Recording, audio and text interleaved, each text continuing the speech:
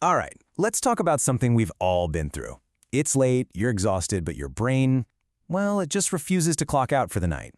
So in this explainer, we're going to get into a super practical, and yeah, kind of funny, guide to finally switching your brain into sleep mode.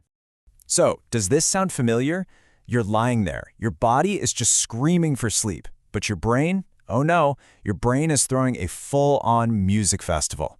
It's like a 24-hour convenience store, you know? The lights are always on, there's always something going on. If that sounds like you, well, you are definitely in the right place. Okay, first things first. We have to change how we think about sleep. It's not a waste of time. Not at all. It's actually a super high-level repair process for your body and brain. You know that thing called revenge bedtime procrastination? That's when we steal time from sleep just because it's the only part of the day that feels like ours. But honestly, it just completely drains us for the next day. So the big takeaway here is simple. When you prioritize sleep, you're really just prioritizing yourself.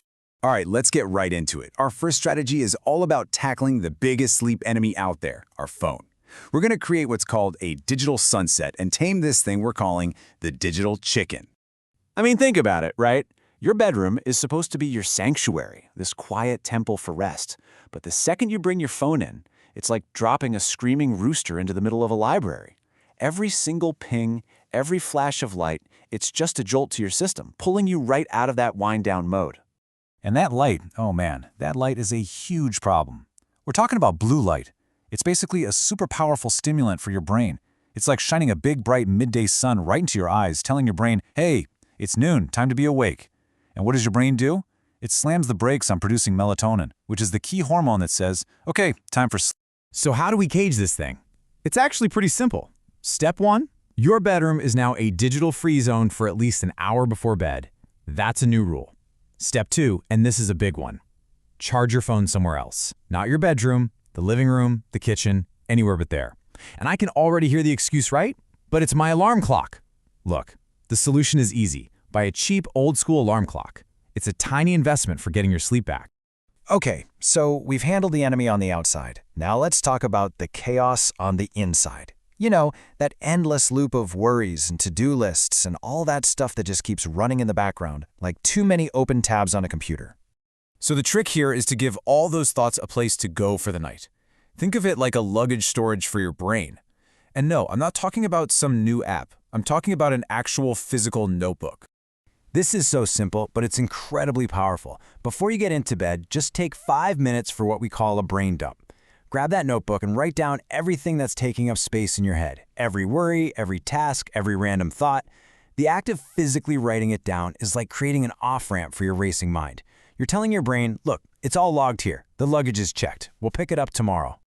Okay, so we've decluttered our digital space and our mental space. Now let's move on to a really cool physical technique. This is actually an ancient trick, and it's all about cooling down an overheated brain. You ever notice this? When your mind is just racing, your head feels almost hot and buzzy, right? And at the same time, your feet might be freezing. That's not a coincidence. All the blood is rushed up to your brain to fuel all that thinking. So our goal is to reverse that flow. It's kind of like creating a water cooling system for your brain's overheated CPU. And the tool for this job? It's just a simple warm foot bath.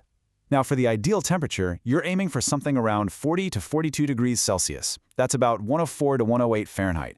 Basically, you want it to feel nice and hot, really pleasant, but obviously not so hot that you burn yourself. So, why on earth does this work so well? Well, that warm water literally pulls the blood flow down from your racing mind and into your feet, which physically eases that feeling of mental pressure. It also flips the switch on your parasympathetic nervous system. That's basically your body's built-in relax button. And hey, here's a bonus tip. Add a few drops of lavender oil. After a while, your brain will start to connect that smell with relaxation, creating this awesome automatic calm-down response. All right, we're at the final phase. You're in bed, the phone is gone, the worries are checked in, your body is warm and relaxed. Now it's time to enter the final shutdown command that takes you from tense to totally tranquil. This is all about letting go of that last little bit of physical tension, the kind you don't even know you're holding.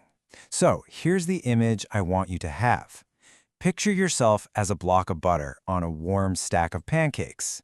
You're just melting, softening, spreading out, and becoming one with the mattress. So how do we do that? It's a technique called progressive muscle relaxation. It's super easy. You just tense up one muscle group. Say you make a fist and squeeze it for about 5 seconds. Then you just completely let go. Feel all that tension just drain away.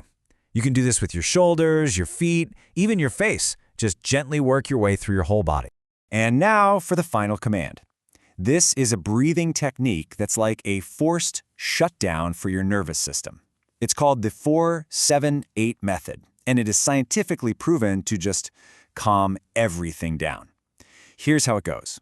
You breathe in through your nose for 4 seconds, then you hold it for 7 seconds, and then you exhale slowly out your mouth, making a whoosh sound for a full 8 seconds.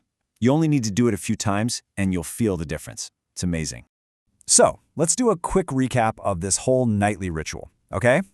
The phone is a noisy chicken. Get it out of the room. Your worries are just luggage. Check them into your notebook. Your body is butter. Let it melt. And your breath? That's the final password.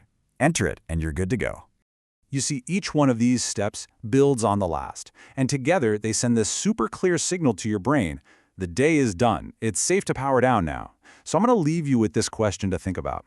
What is the one thing, just one ritual, that you're going to start tonight to give your future self the amazing gift of a good night's sleep?